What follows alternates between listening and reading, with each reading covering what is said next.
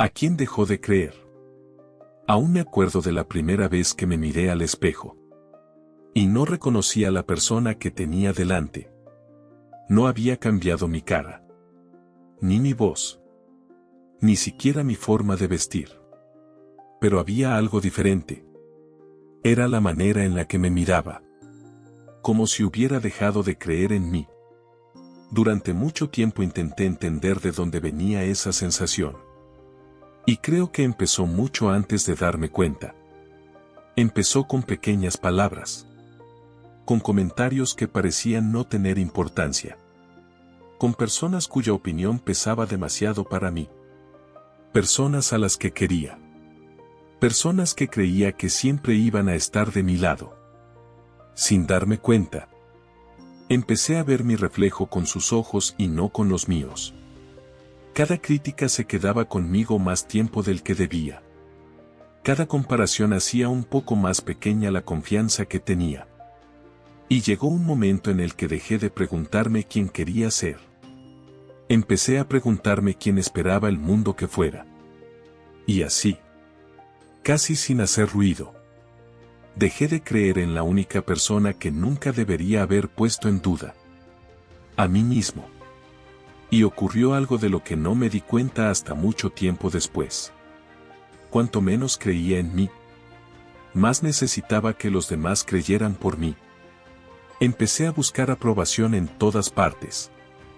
En un cumplido. En un qué bien lo has hecho. En un mensaje. En un estoy orgulloso de ti. Era como si mi autoestima hubiera dejado de vivir dentro de mí. Y hubiera pasado a depender de la opinión de los demás. Si alguien me felicitaba, ese día me sentía suficiente.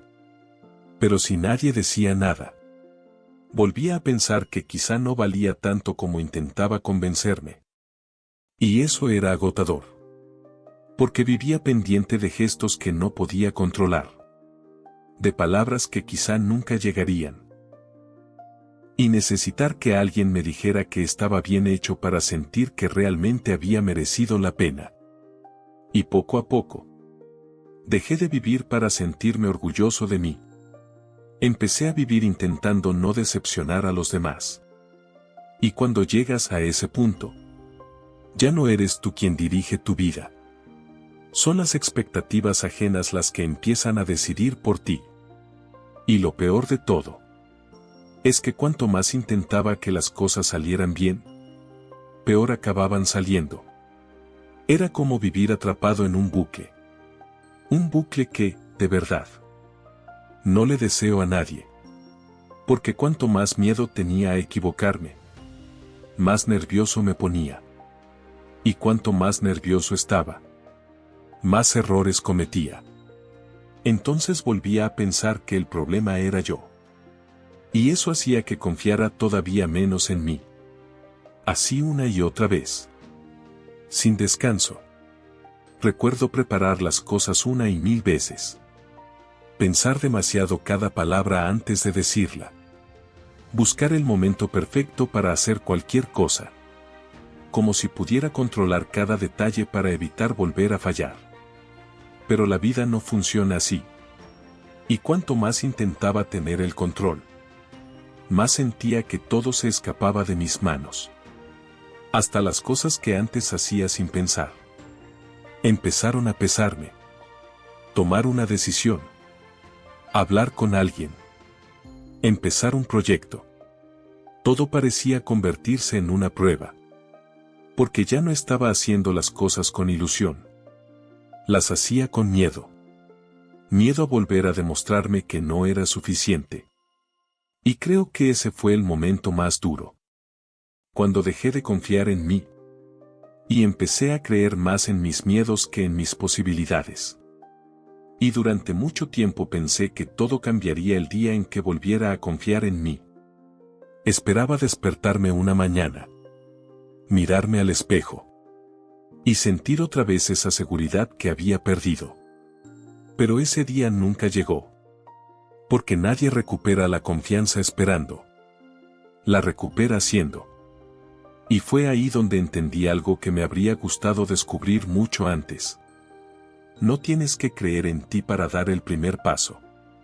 A veces, es el primer paso el que hace que vuelvas a creer en ti. Así que seguí. No porque estuviera convencido de que iba a conseguirlo, sino porque estaba cansado de que el miedo decidiera por mí. Hubo días en los que hice las cosas con dudas, con inseguridad, con la sensación de que iba a volver a fracasar. Pero las hice igualmente. Y, poco a poco, cada pequeño paso empezó a devolverme algo que creía perdido. No fue la confianza. Fue el respeto por mí mismo. Porque entendí que el valor no consiste en estar seguro de que todo saldrá bien. Consiste en seguir avanzando incluso cuando una parte de ti sigue teniendo miedo. Y fue entonces cuando entendí algo que me habría gustado descubrir mucho antes. Nadie iba a venir a devolverme la confianza. Porque la confianza no aparece una mañana cuando todo empieza a salir bien. La confianza nace cuando decides seguir.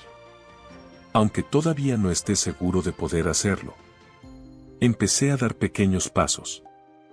No porque creyera que iban a cambiar mi vida, sino porque estaba cansado de que el miedo la siguiera decidiendo por mí. Y, curiosamente, cuanto menos esperaba demostrarle algo a los demás, más empezaba a descubrir quién era de verdad. Dejé de buscar tantos aplausos.